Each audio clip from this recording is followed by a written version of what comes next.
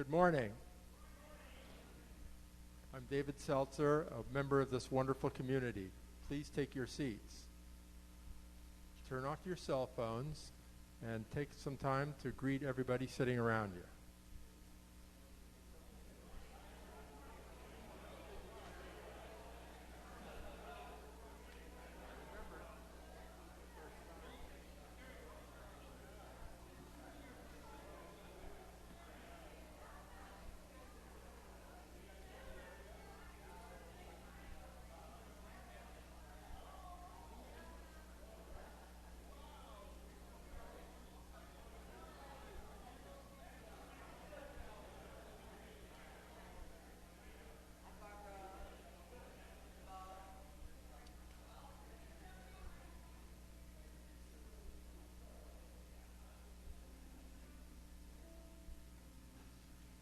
And I'm grateful to be among you as well.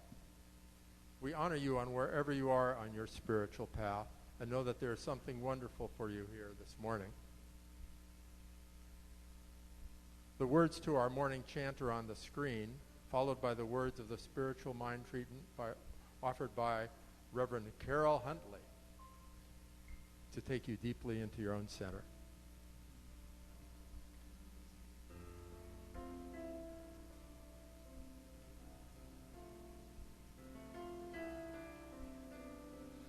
Joy and peace in my heart, always I feel. Joy and peace in my mind, God within reveal. Joy and peace in my life, I am healed. Joy and peace in my heart, always I feel. Joy and peace in my mind, God within reveal. Joy and peace in my life, I am healed. Joy and peace in my heart, always I feel. Joy and peace in my mind, God within reveal. Joy and peace in my life, I am healed. I am healed.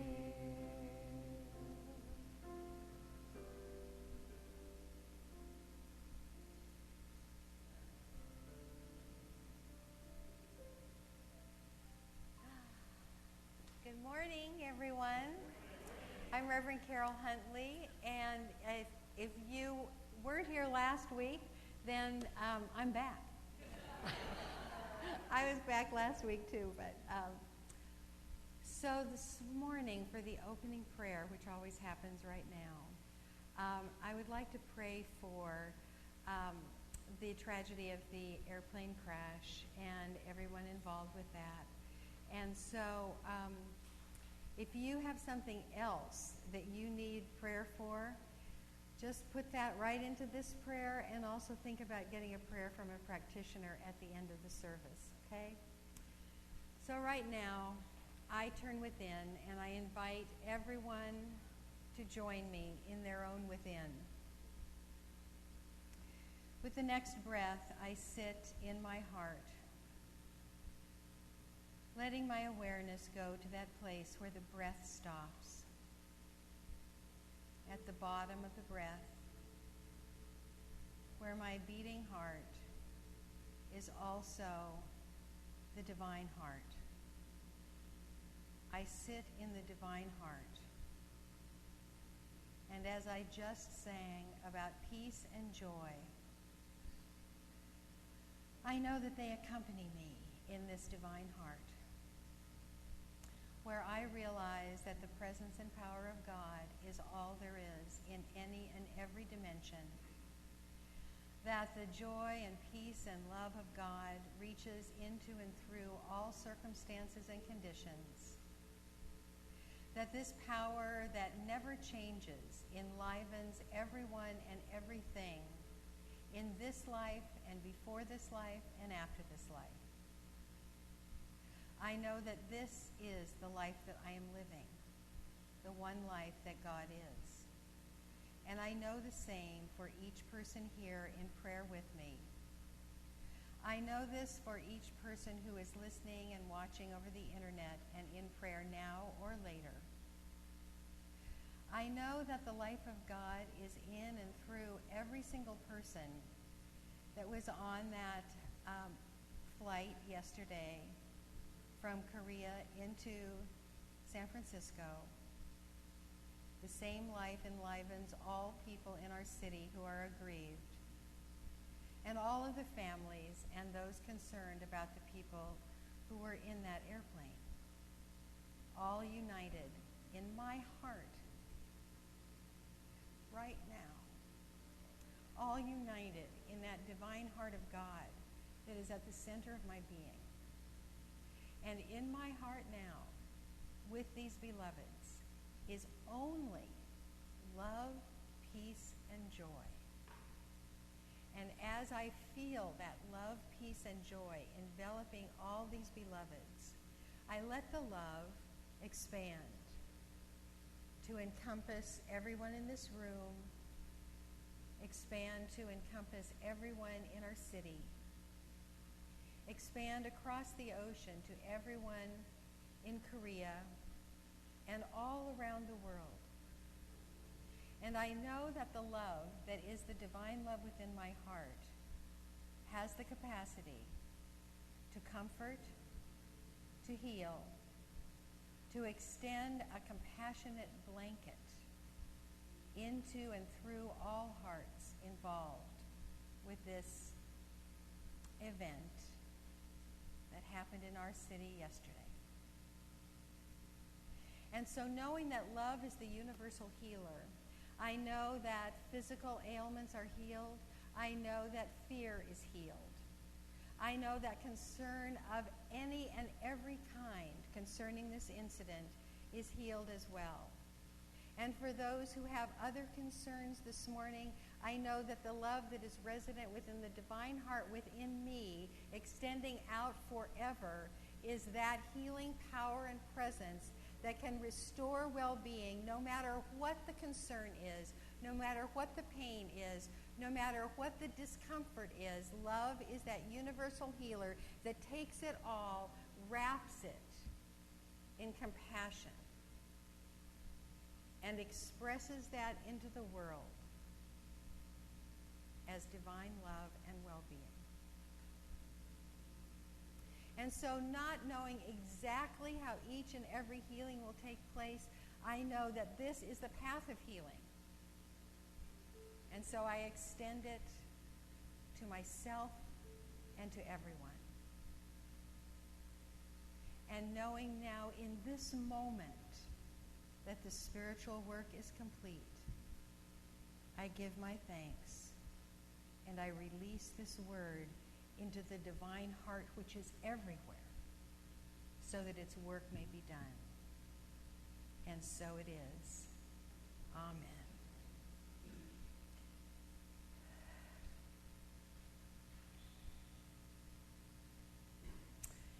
So good morning again. We have our wonderful Andoni with us today. Andoni's family with us.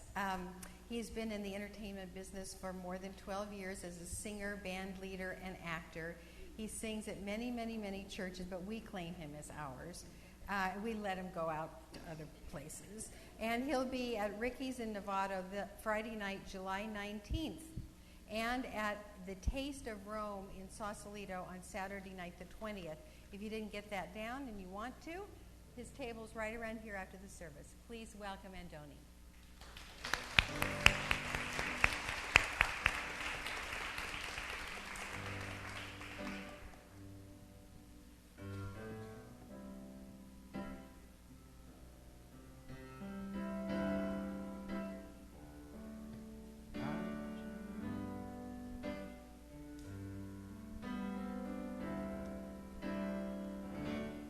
I wish you strength to rise unafraid like the morning sun, taking on the day.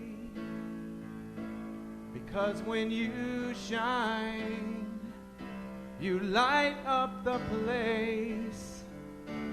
So I wish you strength. And I wish you faith that you'll overcome whatever you face until your journey's done. Like the stillness that waits between waking and sleep, I wish you faith.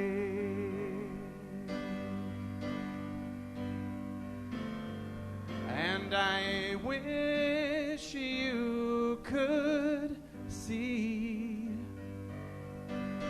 the you that I see there at the edge of possibility. I pray that you will find all that you need.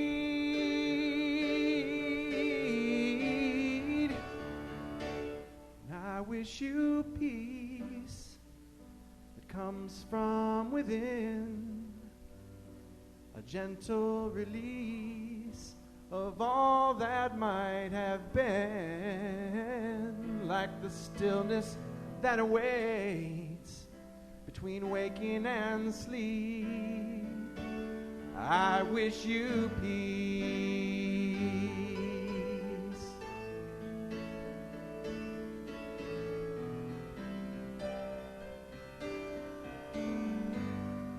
Bodhi. And I wish you could see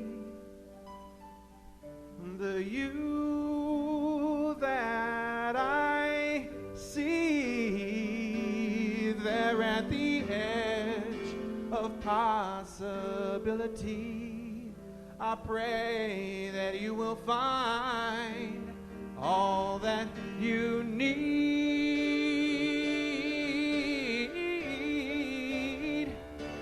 And I wish you strength to rise unafraid like the morning sun, taking on the day. Because when you shine, you light up the place. So I wish you strength, and I wish you faith.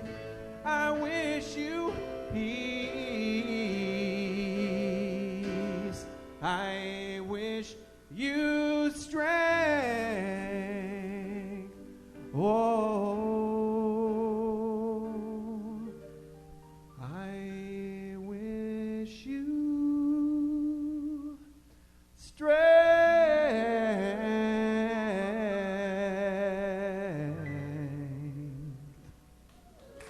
Thank you. Thank you both. All right.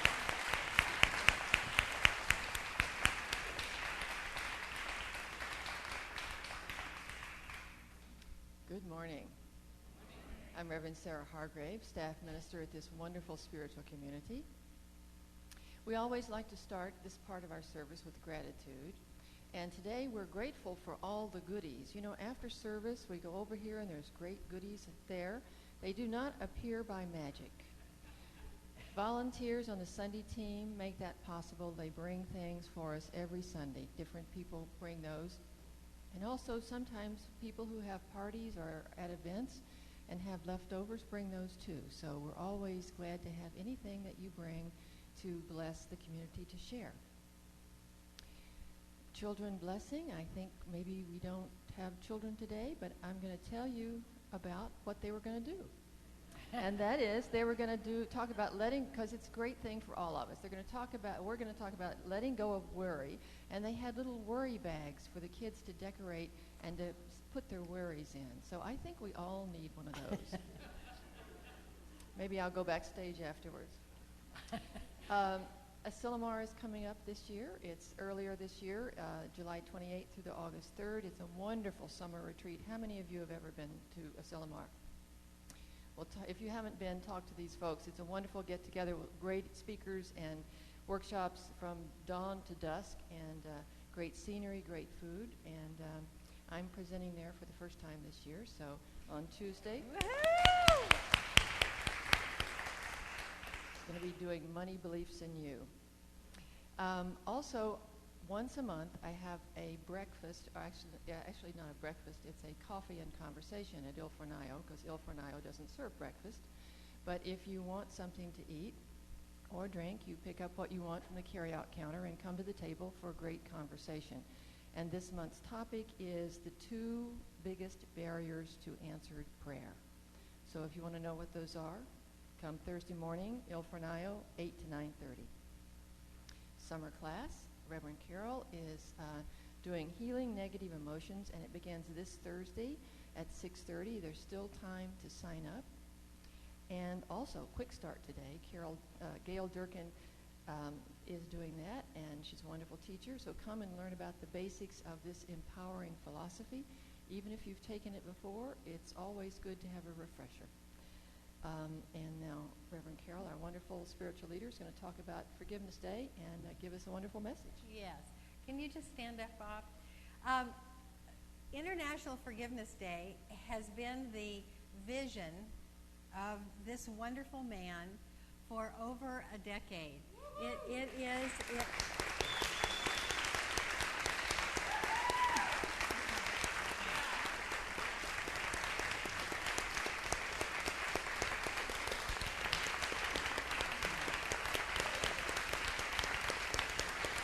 Thank you. It is the, you want, just have a seat back there. And Bob's recovering from a fall, and so, but you know, he is all there nonetheless. And he has arranged for Marianne Williamson to come this year for a workshop on the Saturday before Forgiveness Day, which is August 3rd. Marianne Williamson has a new book out on prosperity, and prosperity and forgiveness are always linked. So if you want more prosperity, then forgiveness is in your bag of practices. So you can get this book by going on the website of the International Forgiveness Day, and you can order Marianne Williamson's book ahead of time.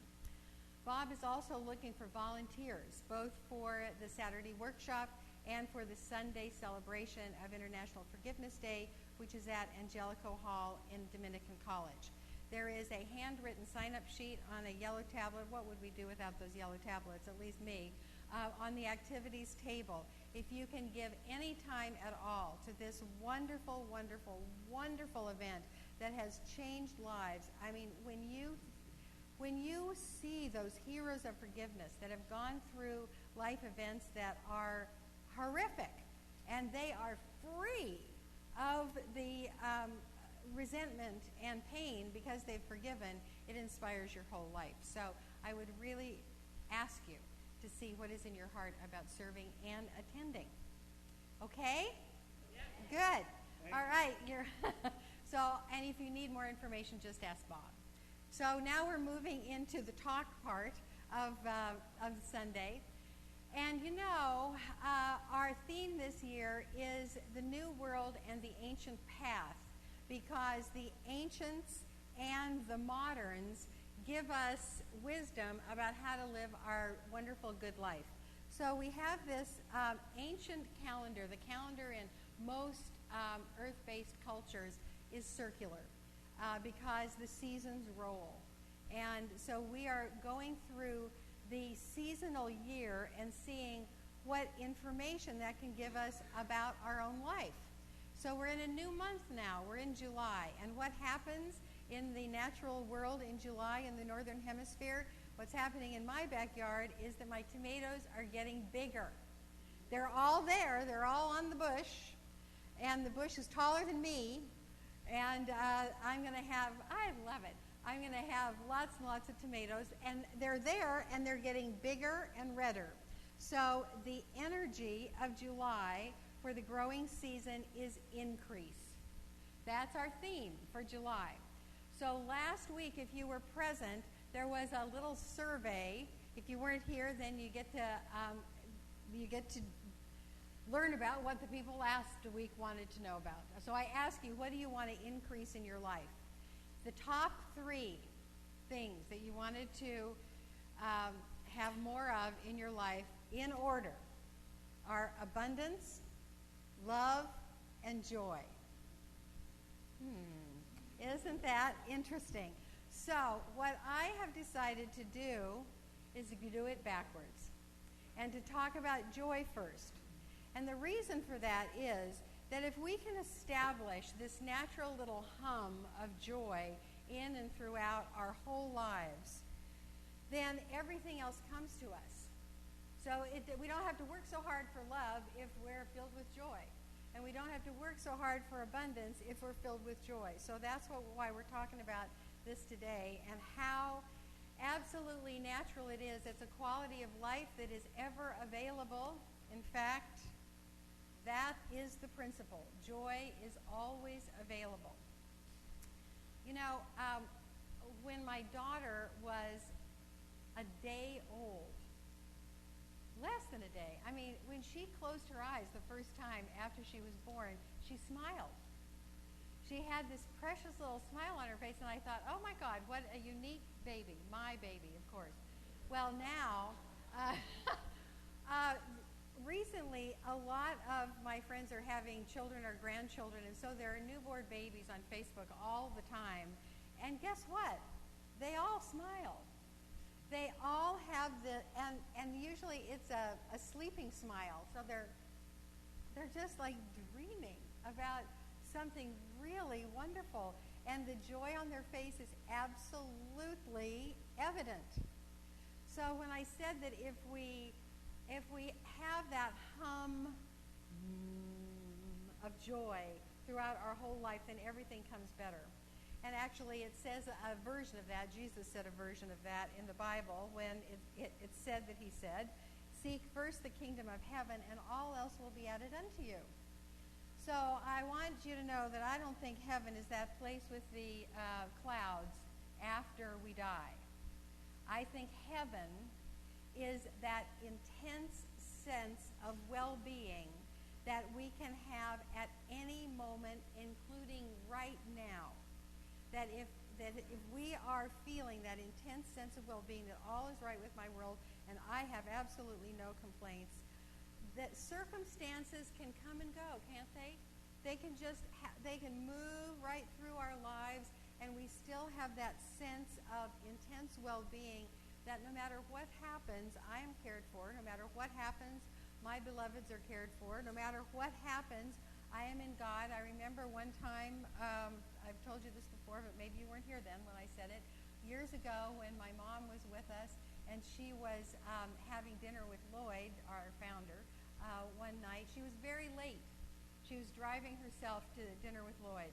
And so he had to content himself because he couldn't call her and she didn't do cell phones while she was driving, thank God. Anyway, he did a spiritual work saying, well, she is someplace in God. No matter what. If she was lying on the side of the road in a car crash, she was someplace in God. And that is absolutely the truth, and what we nurture in ourselves so that we remind ourselves that all is well no matter what happens. So joy is always available is the metaphysical principle that we're working with today. And so, of course, whenever you have that word always, it always leads you to, well, let me think of an exception. And so we think, of course, those people in the death camps, you're not going to find joy there. In the little book that I put together, here's something from Anne Frank. The best remedy for those who are afraid, lonely, or unhappy is to go outside, somewhere where they can be quiet, alone with the heavens, nature, and God. Because only then does one feel that all is as it should be, and that God wishes to see people happy amidst the simple beauty of nature. As long as this exists, and it certainly always will, I know that then there will always be comfort for every sorrow, whatever the circumstances may be, and I firmly believe that nature brings solace in all troubles. So there you go. No matter the circumstances. So what we let happen, however, is that we let circumstances mar our joy, right? We think something ought to happen in a certain way, and it doesn't happen in that way, and so we think something is wrong because it doesn't fit our pictures. Something is wrong, and then when we get into the habit of noticing what we think is wrong because what it ought to be in our mind isn't what we're seeing, we get in the habit of thinking something is wrong, then we can really scare ourselves. Because we can think that somewhere in God's universe, wrongness can happen. There's this spot where, people can fall into it. And then, that's really bad. And something is really, really wrong then. And we then let this sort of low level, or sometimes not low level, sometimes a high level of despair and fear and unhappiness be our default experience. Like when we're at peace or calm, we're worried. I think we all need those little worry bags that they're making with the children there. So I see people, when I was writing this, I remembered being on the subway in New York just because that's where I've seen so many people crammed into a place, staring into the middle distance, not looking very happy. And then every once in a while you have these teenagers come through shrieking, and it's like, great, because they're not there yet. They're not where my crazy Aunt Helen said, she used to say, they're already dead. They just don't have the sense to lie down.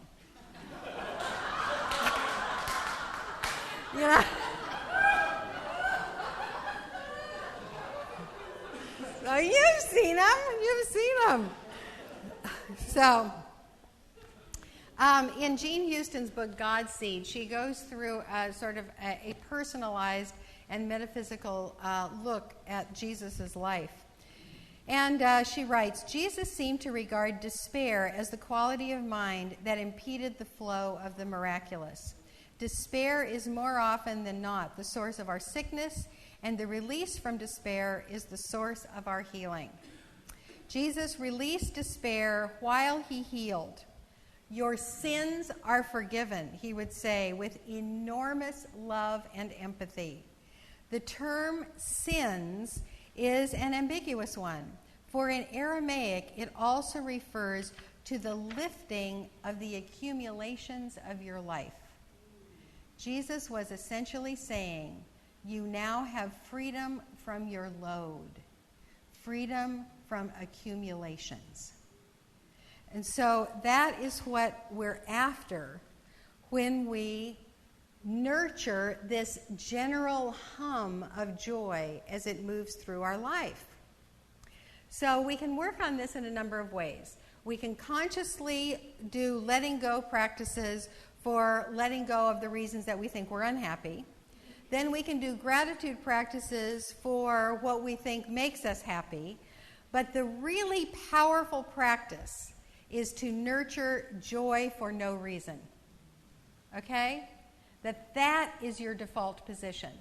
That's what you go to when you're at calm and at rest. You just go to that happy sense of intense well-being.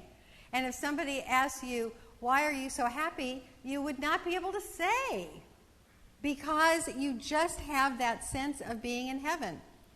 And when we accept that, when we nurture that feeling of joy all the time, joy for no reason, it helps us with the heartbreak.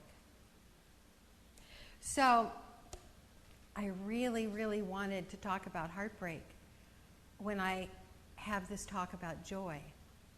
Because I don't know about you, but it is way annoying for me to have somebody talk about a Pollyanna positive attitude when there's heartbreak in me.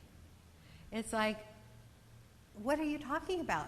This is blah, blah, blah, blah, blah on the surface, and nothing gets down deep.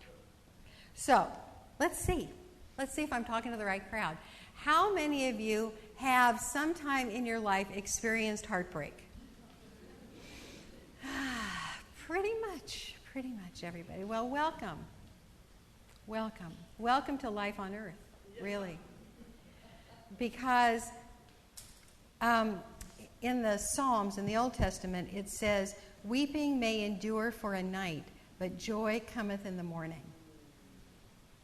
It sort of says to me that in this earthly life, we have joy and heartbreak. It is inevitable. We can't avoid it. And I want us all to see as I go through this, we don't want to avoid it. Heartbreak really tenderizes our heart and cracks it open and makes us capable of all the more love and joy. But if you are experiencing heartbreak right now, weeping endures for a while, but then in this passage from Psalms, it says, you can't keep joy away. Just like the dawn comes inevitably, you can't keep the dawn away. You can't keep joy away if you realize that that is your natural state and joy is always, always, always available. So this week, I witnessed a lot of heartbreak. I witnessed the plane crash. I mean, I didn't watch it, but I listened to the news for hours on end. Two dear, dear friends my age lost their 34-year-old son. I worked with another woman who is going through her second divorce. Her first husband tried to take her first set of children, and her second husband is trying to take her second set of children, and she is in despair. And then there are other ones that are closer to home. You might guess who they are, so I won't mention them. We are called to hold the tensions of love and loss, happiness and unhappiness, in the service of living a complete and full life with a wide open heart. Let me say that again. We are called to hold the tensions of love and loss, happiness and unhappiness, in the service of living a complete and full life with a wide open heart. And it's possible. It's what we're all called to do. Not only is it possible, but I'm here to teach us all how to do it.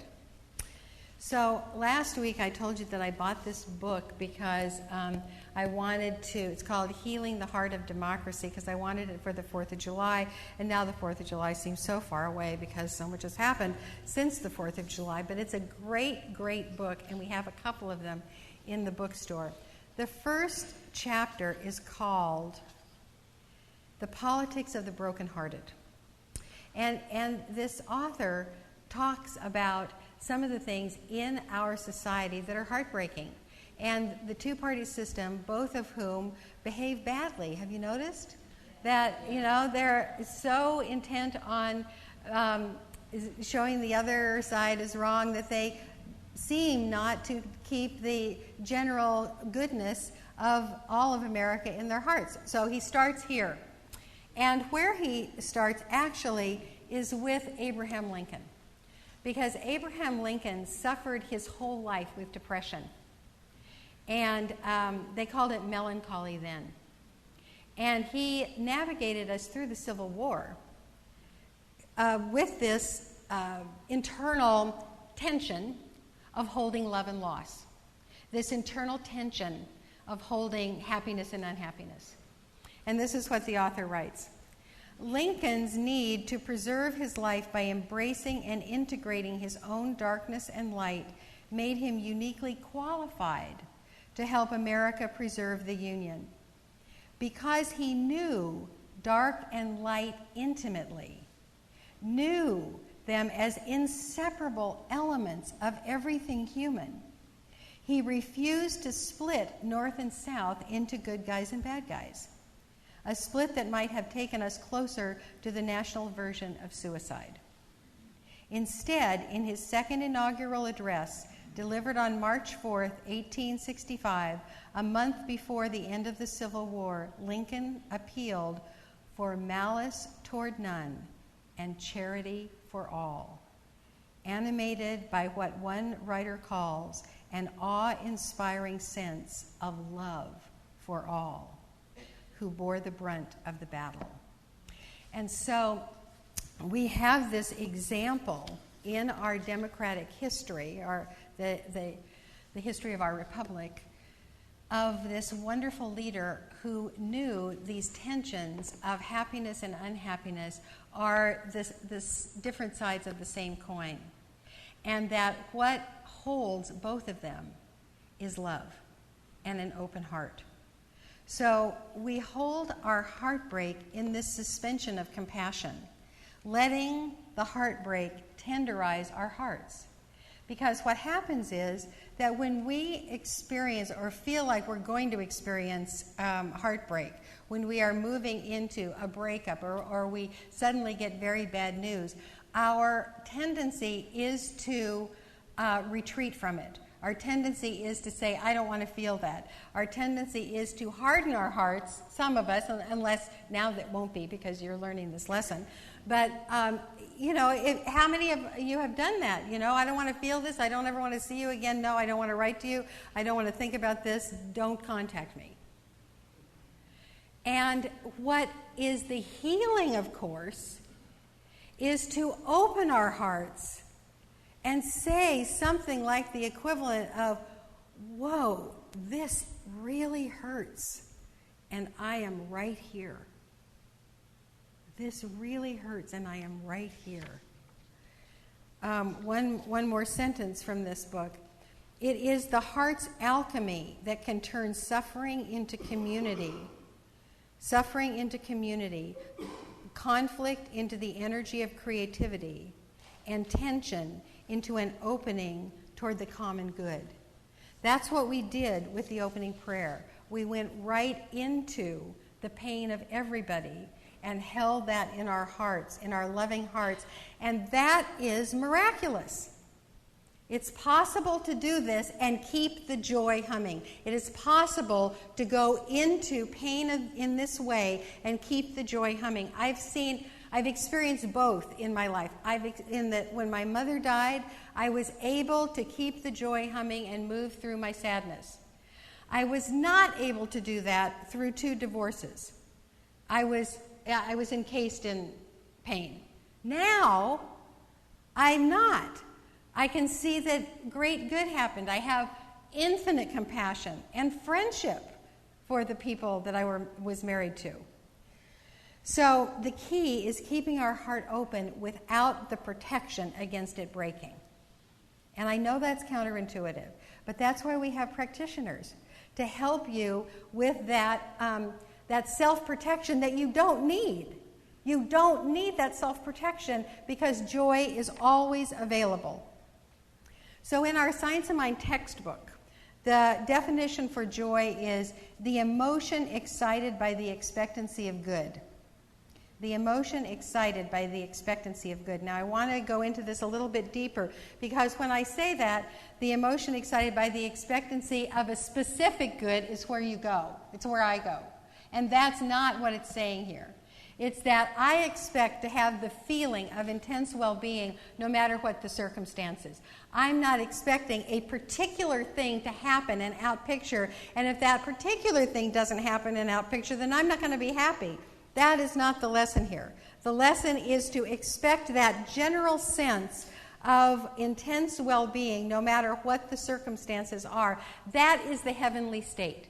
I am in heaven and I have no complaints. I accept my circumstances together with all of the feelings that they evoke in me. I feel the feelings, and at the bottom of those feelings is this deep well of joy.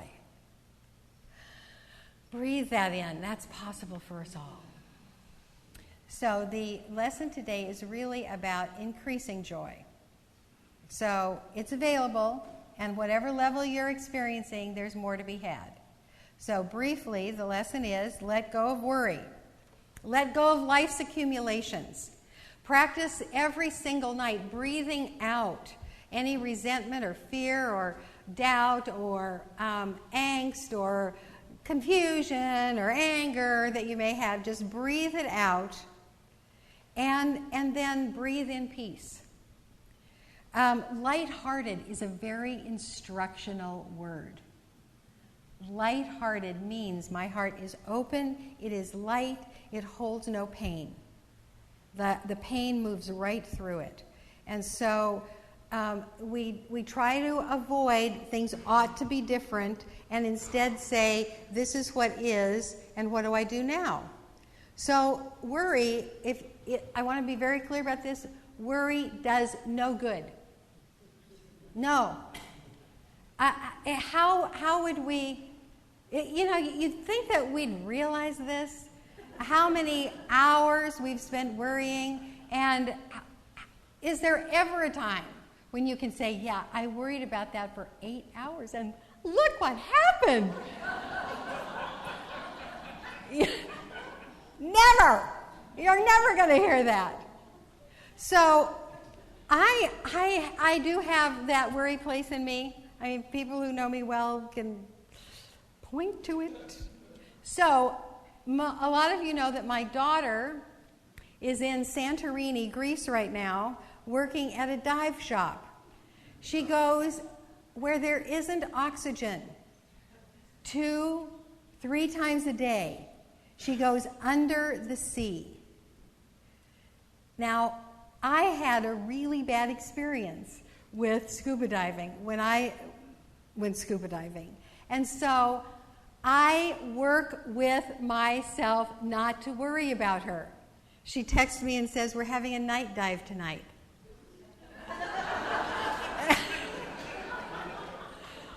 And I say to myself, she is in God. I release her. I release my worry. I know she is in God. She is living her passion. I am talking to myself and working this and working this and working this, I'm telling you.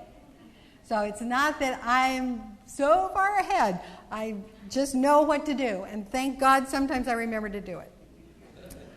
So the next is accept what is present without judgment, but with feelings. I mean, things happen in our lives that make us sad. Or if you want to phrase it correctly, I am sad because of. But no matter what happens, things happen, we get sad. But if we feel that, if we let it move through us, reminding ourselves that all is in God, then we have a better chance of having that underlying river of joy. And another thing that's really good to do is to share with people your feelings. Now, every single week for, I don't know, a while now, a couple months, we've had this getting to know and enjoy your spiritual family because we want to give you ways of connecting because people want to connect. So here I have a suggestion that you say to 3 people a time that you had joy for no reason. Equally valuable, if not more valuable, is to say, I'd like to share some pain that I am holding in my heart and have you help me hold it. Now there's a difference here between dumping and sharing.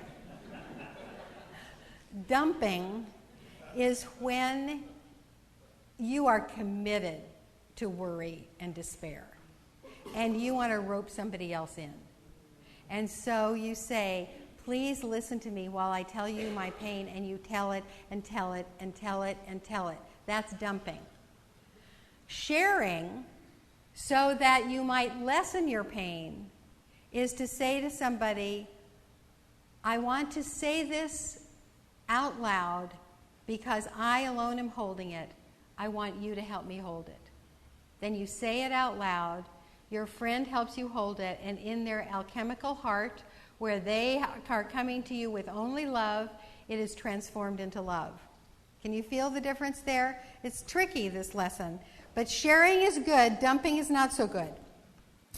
Then, after you let go of worry and accept what is present, you expect good.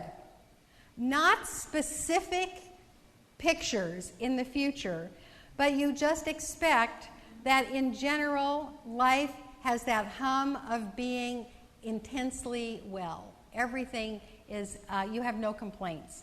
and you not only look to the future, like I'm expecting to feel intensely well tomorrow, but you nurture that in the present as well. Right now, I expect right now I can shift me inside to a sense of joy. And then what's also really good is to look at the past and to see how pain from the past really has moved you into a state of joy. This is a silly example. It's a bizarre example, but it's true. Many of you know that over 10 years ago I had cancer. I had lots of operations. I lost my hair. And now I have really good curly hair. I am so happy about that. And I attribute it to going through cancer. Now, I don't think that makes it come back, that I'm happy for it. I mean, that was pain in the past, and I experience joy now because of it. So every single pain, I promise you, every single pain that you are holding on to, with some inner work, you can make into a joy. Because joy is always available. And there's nothing that supports pain in the long run. Nothing except your revisiting it. So, then the only other thing, repeat. Let go of worry, accept what is present, expect good, and repeat. So, the reason to increase our joy first is that I hope you can see from all the examples and stories that I've given is that what you put importance on is your choice. What I put importance on is my choice. If I choose to remember the pain of divorce and blah, blah, blah, blah, blah, blah, blah, then I live and keep recreating worry and pain. If instead I expect that I am living in God, in heaven, and intense well-being is natural for me, then I expand in that direction. This is such a do-it-yourself thing, you guys. You know, you want to increase your joy, you get to do it. I can't increase your joy. Nobody can increase your joy, but you can increase your joy. And so for you to do that internal work of establishing this default position as I am joyful for no reason, that is your work. And when you do that work, moving through all that contends with, then everything else you want comes to you so much more easily. And so next week we're talking about love. The week after that we're talking about abundance. But it's very, very, very, very important to do this work now for you. And not to be afraid of heartbreak, because it is a part of human life. This book refers to a poem by Theodore Roethke called In a Dark Time. And the first line of the poem, they quote in the Democracy book, and the first line of the poem is, in a dark time, the eye begins to see. So I want you to just sit with that for a moment. I'm going to read you the whole poem. In a dark time, the eye begins to see. If I were writing the poem, I would say, in a dark time, the eye begins to see and the heart opens. So he gets there, but he goes through a lot of pain. So, you ready for the ride? In a dark time, the eye begins to see. I meet my shadow in the deepening shade. I hear my echo in the echoing wood. A lord of nature weeping to a tree. I live between the heron and the wren. the beasts of the hill, and serpents of the den. What's madness but nobility of soul at odds with circumstance? The day is on fire. I know the purity of pure despair. My shadow pinned against a sweating wall. What that place among the rocks? Is it a cave or a wandering path? The edge is what I have. A steady storm of correspondences, a night flowing with birds, a ragged moon, and in broad day the midnight come again.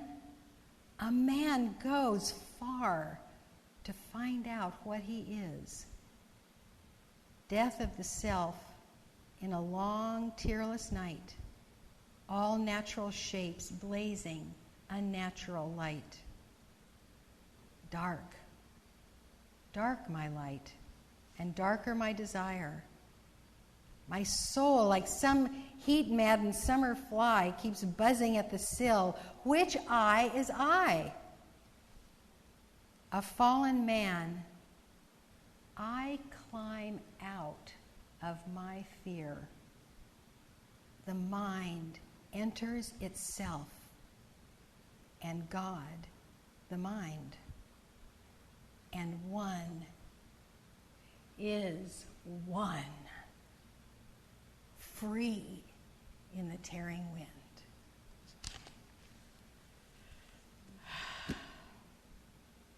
Let's take that inside. And so it is that as I once again revisit my divine heart by breathing in and placing my awareness where my breath stops, and reminding myself that I am one in the one, that I can climb out of fear because all is God. And God as me is who I am.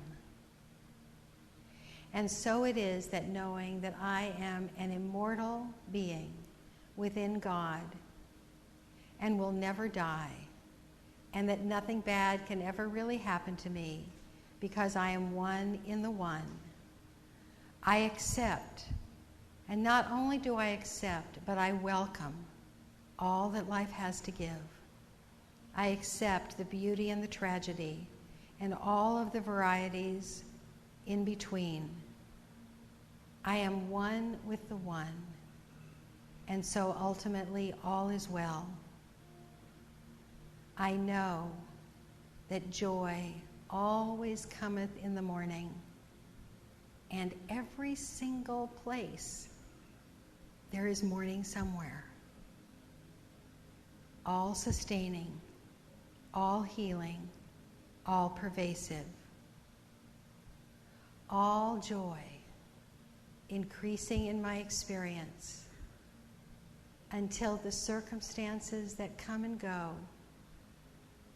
are always just blessings happening within that sea, that deep sea of joy. And so it is. Amen.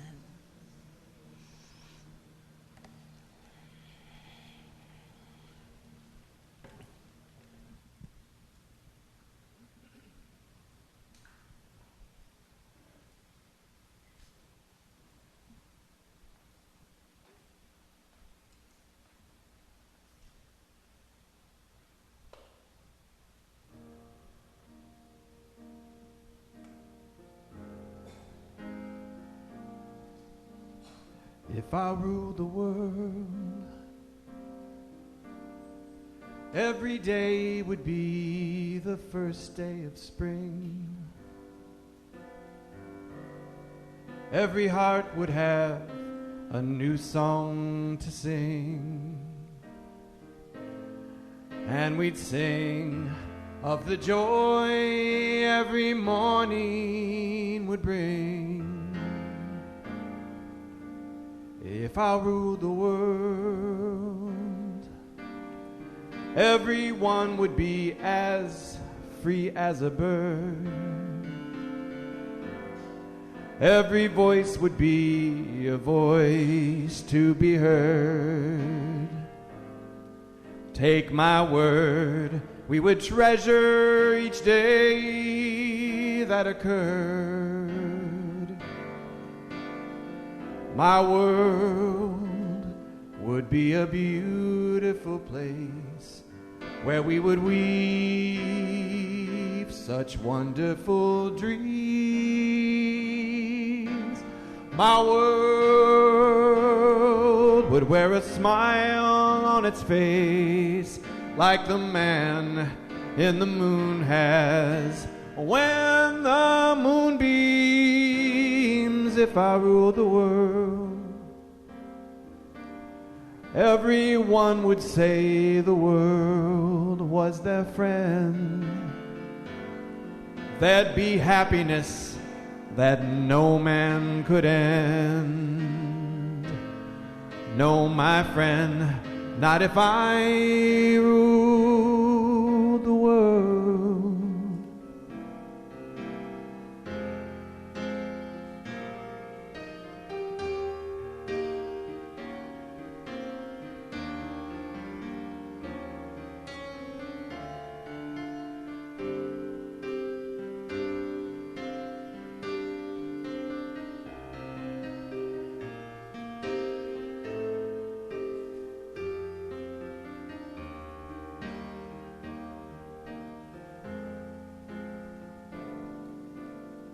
My world would be a beautiful place where we would weave such wonderful dreams. My world would wear a smile on its face like the man in the moon has when the moon beams. If I ruled the world, everyone would say the world was their friend. There'd be happiness that no one could end. No, my friend, not if I ruled the world. Every head would be held up high. There'd be sunshine in everyone's sky. If the day ever dawned when I ruled the world.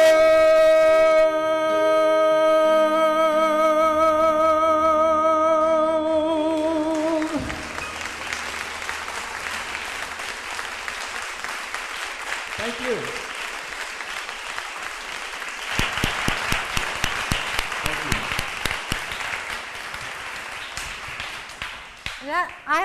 I love God, the stage manager. We didn't talk about this song. How perfect is that? So thank you. It's great. So I also wanted to call your attention to the beautiful altar. Sean Haven made this beautiful altar with pink and gold, the colors of joy. So thank you, Shawnee.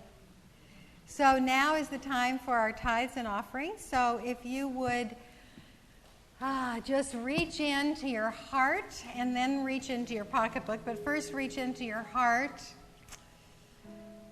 and get in touch with how much this center means to you. And if you're new here, I hope it means a lot to you already, but there is so much that we give and receive. So if you would just take the gift in your hands and put it next to your heart and infuse it with your energy, your love, your particular sense of well-being, the heaven that is in your heart. And we can do this. We can bless this symbol of our supply called money with our essence. And then it is so powerful. It does so much good in this community and beyond. So we do that now. And for all those who have automatic withdrawals from any of your banks, just send a blessing to the bank. They need blessings to send a blessing to your bank and to your tellers and to all those computers that just crunch those numbers and know it's all in God. There's no place else to be. It's all in God. So we do the activity of God now, which is giving. And so it is.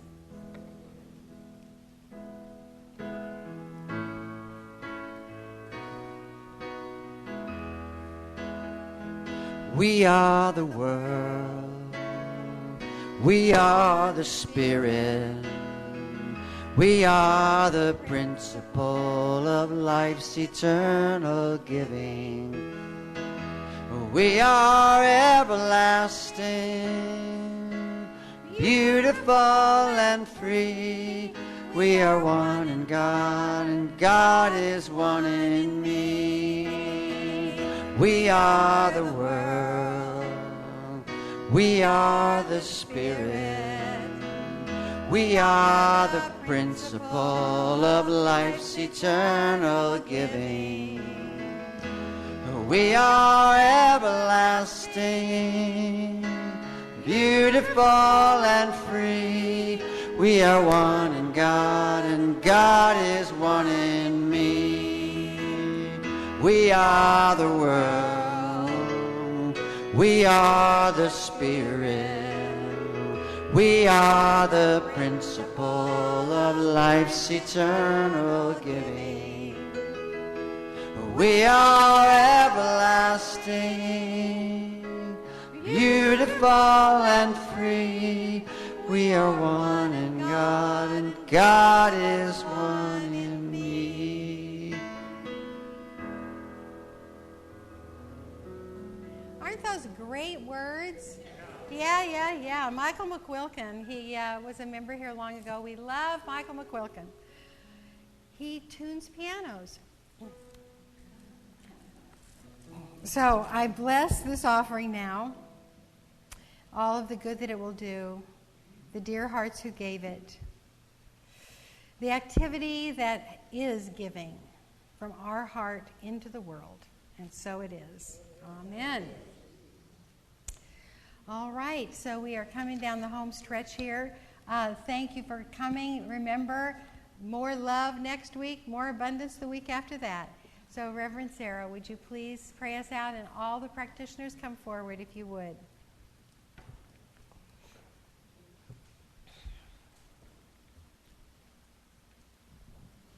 These wonderful practitioners are professionals who are normally paid for their time, but they volunteer their time occasionally, once a month, and bless us with their prayers. So if you have something in your hearts, they're there after service. So join me in prayer. And I speak this prayer in first person for myself and for anyone else and all others who choose to join in it. I give thanks knowing that Spirit is all there is, everywhere present in the universe.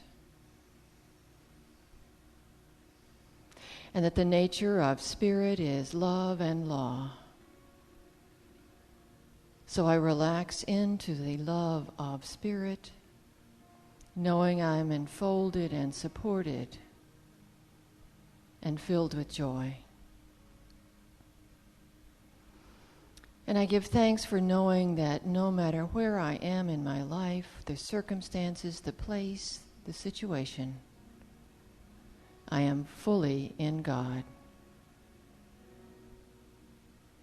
So I open my heart to the love of God, to the love that supports me, that goes from me and comes to me in that divine circulation.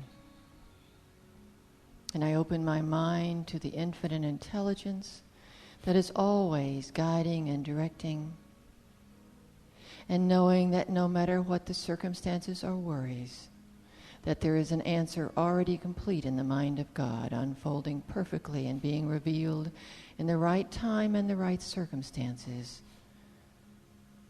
for a perfect solution for the highest good of all. And I open my body to the healing power of infinite intelligence knowing that each moment there is newness and healing. And so in this oneness, I give thanks and simply wait for wonderful reports and delightful surprises. And so it is. Amen.